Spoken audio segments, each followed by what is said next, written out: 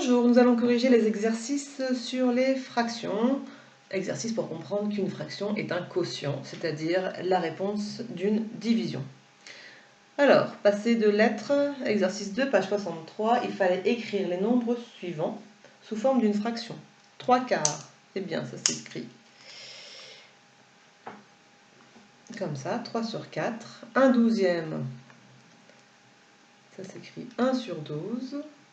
7 tiers, tiers c'est qu'on partage en 3, donc 7 divisé par 3, c'est-à-dire 7 tiers. 13 vingtièmes, 13 est le numérateur, 20 est le dénominateur, 13 vingtièmes.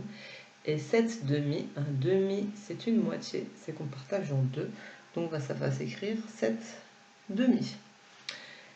Pour l'exercice 5 de la page 63, il fallait trouver les quotients qui étaient égaux à 2,5. Alors ce sont des fractions, il suffit de faire la division, on a fait 2 têtes ici, c'est facile, 25 divisé par 10, on décale la virgule de 1 rang, ce qui fait 2,5. 5 demi est la réponse de la division 5 divisé par 2, et la moitié de 5, ça fait bien 2,5. 2 cinquièmes, c'est la réponse de la division de 2 divisé par 5, donc il faut diviser 2 en 5. Pour diviser en 5, on peut déjà diviser en 10, ça fait 0,2, et on multiplie par 2, ce qui fait 0,4. J'étais un peu rapide peut-être, je rappelle la méthode pour diviser par 5. Pour diviser par 5, on divise d'abord par 10, et ensuite on prend le double. Méthode de calcul mental pour apprendre à diviser n'importe quel nombre par 5.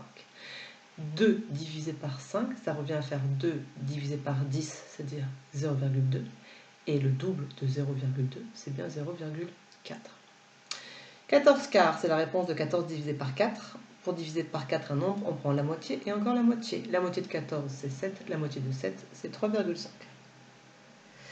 2,5 divisé par 10, on décale la virgule de 1 rang, ce qui fait 0,25. Et ensuite, 20 divisé par 5, en 20, combien de fois 5? Il y va 4 fois. Donc, les quotients égaux à 2,5, il y en a 2. Ce sont les deux premiers, 25 dixièmes et 5 demi. Pour l'exercice 6, sans utiliser la calculatrice, il fallait compléter par égal ou environ égal. 1 quart, ça revient à faire 1 divisé par 4. Donc, on prend la moitié de 1, c'est 0,5, et la moitié de 0,5, c'est 0,25. Donc, ça, c'est bien égal. Pour diviser par 8, il suffit de diviser par 4 et encore par 2. 1 divisé par 8, ça revient à faire 1 divisé par 4, c'est-à-dire 0,25. 0,25, c'est pareil que 0,250. Et si je prends la moitié de 0,250, je trouve bien 0,125. Donc c'est exactement égal. 1 divisé par 3, est-ce que c'est égal à 0,33333? Ça indique certainement que la division décimale ne se termine jamais. On peut voir en 1. Si je la pose, 1 divisé par 3, en 1, combien de fois 3? 0. J'enlève 0, il reste 1. Je fais apparaître la partie décimale, virgule 0, que je fais descendre. Et donc ça veut dire que je m'attaque à la partie décimale dans le quotient, et je me pose la question, en 10, combien de fois 3?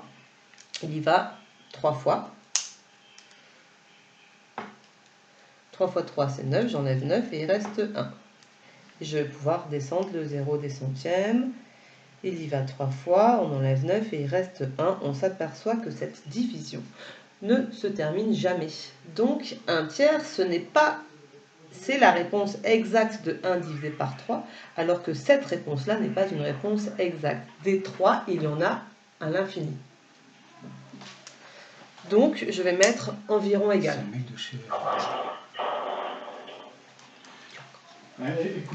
1 sixième, c'est la moitié de 1 tiers. Partager 1 en 6, ça revient à le partager en 3 et ensuite le partager en 2. Mais on a vu que le partager en 3, ça ne tombait jamais juste. Donc on ne pourra pas non plus partager 1 en 6. Donc ça, c'est une valeur approchée. 3 quarts, c'est la réponse de 3 divisé par 4. pour diviser par 4, on prend la moitié et encore la moitié. La moitié de 3, c'est 1,5. La moitié d'1,5, c'est exactement 0,75. Donc là, c'est égal. Et ensuite, 1,3 divisé par 3, on essaye de la poser.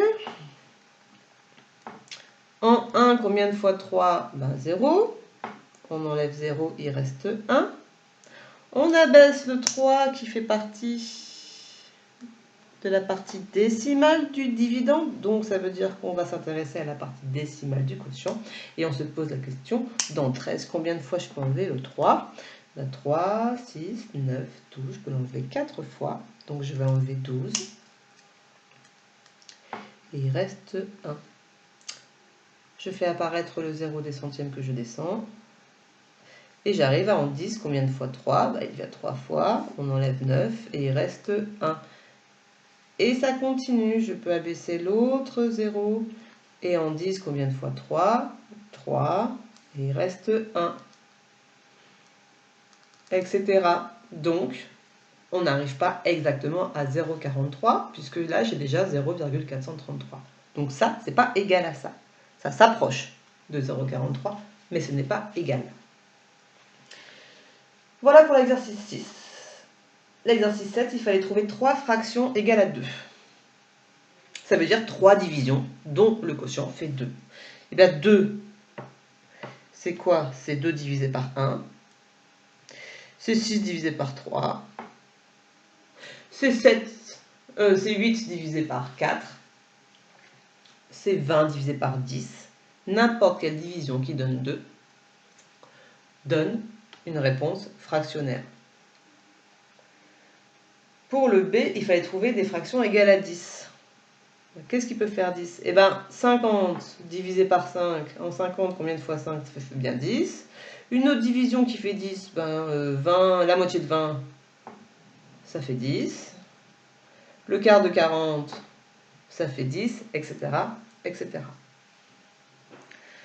Enfin, pour l'exercice 50 de la page 68, il fallait associer les fractions à leur écriture décimale. Il suffit simplement de calculer de tête. 3 quarts, c'est la réponse de la division de 3 divisé par 4. C'est un quotient. Divisé par 4, c'est prendre la moitié et encore la moitié. La moitié de 3, c'est 1,5. Et la moitié de 1,5, c'est 0,75. Donc l'écriture décimale de 3 quarts, c'est 0,75. 1 demi, c'est la moitié de 1, c'est 0,5. 1 cinquième, c'est 1 partagé en 5, c'est 1 divisé par 5. Pour diviser par 5, on divise par 10, ça fait 0,1. On multiplie par 2, ça fait 0,2. 3 cinquièmes, c'est 1 cinquième plus 1 cinquième plus 1 cinquième. Donc c'est 0,2 plus 0,2 plus 0,2, c'est-à-dire 0,6 par exemple. Ou alors on fait 3 divisé par 5. Pour diviser par 5, je répète, on prend le 3, on le divise par 10, ça fait 0,3. Et on multiplie par 2 et on tombe bien sur 0,6. Et enfin, un quart, c'est 1 partagé en 4. La moitié de 1, c'est 0,50. Et la moitié de 0,50, c'est 0,25. Voici l'écriture fractionnaire d'un nombre, voici son écriture décimale. Ce qu'il faut retenir de l'ensemble de ces exercices, c'est qu'une fraction est la réponse d'une division, c'est-à-dire un quotient. Elle permet dans certains cas de donner une réponse exacte à une division, quand la division ne se termine jamais.